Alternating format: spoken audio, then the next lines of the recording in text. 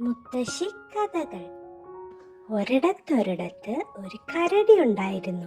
കരടിയുടെ തോട്ടത്തിൽ വലിയൊരു മത്തങ്ങ ഉണ്ടായിരുന്നു. സൂത്രക്കാരനായ ഒരു എലി അത് കണ്ടു. രാത്രിയായതും എലി തോട്ടത്തിലെത്തി.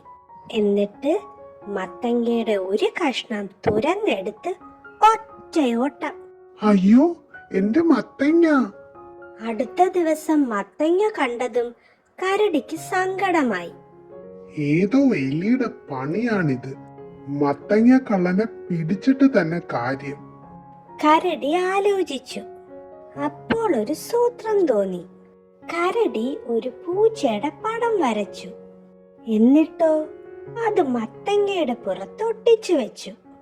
അന്ന് രാത്രി മത്തങ്ങ തിന്നാൻ വന്നതും എലി ഞെട്ടിപ്പോയി. പേടിച്ചോടാൻ തുടങ്ങിയ എലിയെ കരടി കൈയോടെ പിടികൂടി. കിട്ടിപ്പോയി. ഇനി മേലിൽ മറ്റുള്ളവരുടെ ഒന്നും മോഷ്ടിക്കരുത്. കരടി ഒരു കഷ്ണം മത്തങ്ങ മുറിച്ച് എലിക്ക് കൊടുത്തു. എലി അതുമായി നാണിച്ച് സ്ഥലം വിട്ടു.